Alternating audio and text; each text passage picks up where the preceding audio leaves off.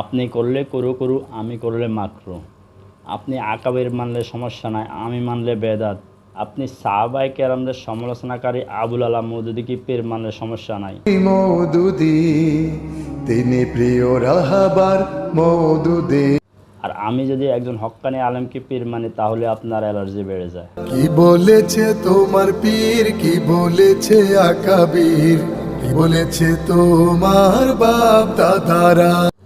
কথাটা তো এমনও হতে পারতো, তাই না?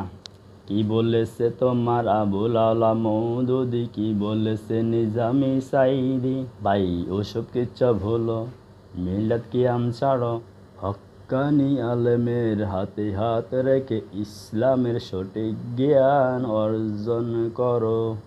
আসসালামু আলাইকুম।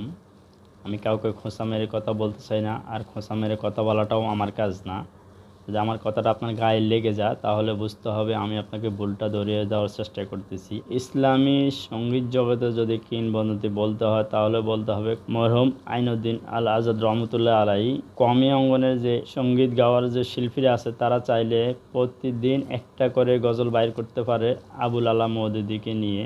জামাতে ইসলামের একজন ইসলামী সঙ্গীত শিল্পী মশিউর রহমান, ওনাকে বলতেছি বাংলাদেশে যদি 100 জন শিল্পী থাকে ইসলামী জগতে, তার মধ্যে 80 জন আপনি চাইলে দেখতে পারবেন কওমি অঙ্গনের। কি বলেছে তোমার পীর, কি বলেছে আকাবির, কি বলেছে তোমার বাপ দাদারা।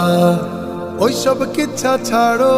আপনি যে গজলটা গাইছেন পুরোপুরি ইঙ্গিত করে স্পষ্টভাবে ইসলামী আন্দোলন বাংলাদেশকে নিয়ে, এইটা কিন্তু আপনার গাওয়াটা ঠিক হয় নাই। কেননা আপনাকে বলতে গেলে কলাবাদুর মার্কা মানুষ বলতে হবে। এই জন্য বলছি কলাবাদুর মার্কা মানুষ। কলাবাদুর যে মুখে খানা খায় সে মুখে পায়খানা করে।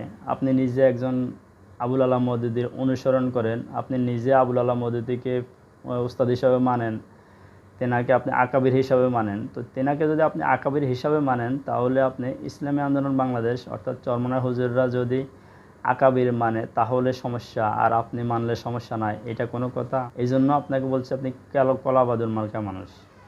কারণ আপনাদের মুখে এক কথা, অন্য রাস্তায় আরেক কথা, আপনারা দুই রকম কথা বলেন, ঠিক আছে? তো আপনার গানের কলিগুলা মিলছে, সে বিধে আপনি গানটা গাইছেন। তো এইটা কি আপনার গাওয়াটা ঠিক হয়েছে?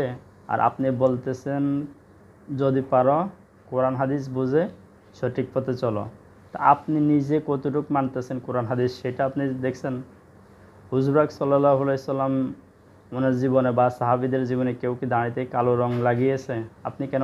আপনার দাড়ি তো পেকে গেছে, স্পষ্টভাবে ক্লিয়ার বোঝা যায়, তো আপনি কেন কালো রং লাগাচ্ছেন? আপনি কতটুকু বুঝতেছেন তাহলে ইসলামকে? জামাতে ইসলাম সাপোর্ট করেন সেটা আপনার ব্যাপার, আমি অন্য আলমকে সাপোর্ট করি সেটা আমার ব্যাপার। তো ভাই এগুলো ছাড়েন। আপনি যেটা বলছেন কি বলেছে তোমার পীর, কি বলেছে তোমার বাপ দাদারা, ওসব পিচ্ছা ছাড়ো। যদি বন্ধু পারো ইসলামের ছায়াতলে আসো। আমি তো বলতে পারি কি বলেছে তোমার আবুল আলা মওদুদী, কি বলেছে সাইদি নিজামি, ওসব পিচ্ছা ছাড়ো। যদি বন্ধু পারো ইসলামের সঠিক পথে আসো।